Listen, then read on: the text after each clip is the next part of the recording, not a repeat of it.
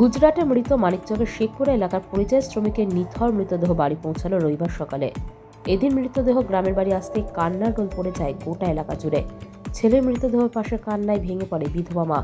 অন্যদিকে বিয়ের 5 মাসের মধ্যে স্বামীকে হারিয়ে নিথর অবস্থায় দেখা গেল মৃত পরিযায়ী শ্রমিকের স্ত্রীকে। পরিবারের একমাত্র উপার্জনকারীকে হারিয়ে দিশেহারা পরিবার।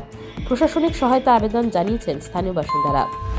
ঘটনা সম্পর্কে জানা গেছে, মানিকচক এনায়েতপুর অঞ্চলের শেখপুর এলাকার বাসিন্দা শেখ মিস্টার 22 বছর বয়স। পরিবারে বিধবা মা ও সদ্য বিবাহিত স্ত্রী রয়েছে। পরিবারে একমাত্র উপার্জনকারী থাকায় বাড়ির আর্থিক অনটন দূর করতে বিগত 3 মাস আগে গুজরাটের রাজকোটে বেসরকারি যন্ত্রাংশ তৈরির কারখানায় পরিযায়ী শ্রমিক হিসেবে কাজে যায়। গত বৃহস্পতিবার কারখানায় কাজ করার সময় দুর্ঘটনার কবলে পড়ে গুরুতরভাবে আহত হয় সে। পরবর্তীতে হাসপাতালে নিয়ে গেলে তাকে মৃত বলে ঘোষণা করা হয়। ময়নাতদন্তের পর সুদূর গুজরাট থেকে অ্যাম্বুলেন্সের মাধ্যমে রবিবার মৃতদেহ বাড়িতে আসে। গ্রামের ছেলেকে শেষ দেখা দেখতে ভিড় জমান স্থানীয় বাসিন্দারা শেখ জুয়েল বলেন, পরিবারে উপার্জনের আর কোনো ব্যক্তি রইল না, তাই রাজ্য সরকার এই পরিবারকে আর্থিক সহায়তা এবং কাজের ব্যবস্থা করুক, এটাই আবেদন। স্থানীয় বাসিন্দারা শেখ জুয়েল বলেন, পরিবারে উপার্জনের আর কোনো ব্যক্তি রইল না, তাই রাজ্য সরকার এই পরিবারকে আর্থিক সহায়তা এবং কাজের ব্যবস্থা করুক, এটাই আবেদন। গত জুলাই মাসে গিয়েছিল গুজরাট রাজকোটে কাজ করতে। সেখানে অঘটন ঘটে, হাসপাতালে নিয়ে যাওয়ার পথে মৃত্যু হয়।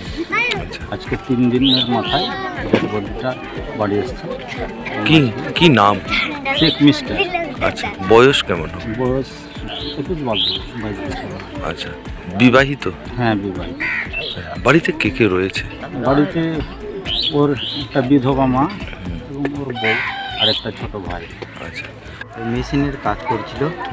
মেশিনে হাত কিভাবে লাগলো, ওই ফেসে গিয়ে হাতে, আর একটা সেমন কি এসেছিল ওইটা পেটে ঢুকে গেছে।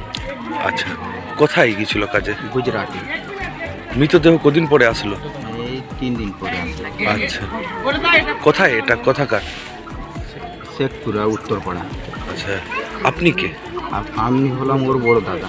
আচ্ছা, এখন কি অবস্থা পরিবারের? পরিবারের অবস্থা তো খুবই শোচনীয় আছে, নির্বাচন।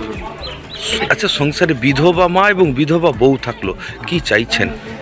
ঠিক, সরকার থেকে কিছু সাহায্য চাইছি। আচ্ছা, ঠিক। Bureau news Bangla Times.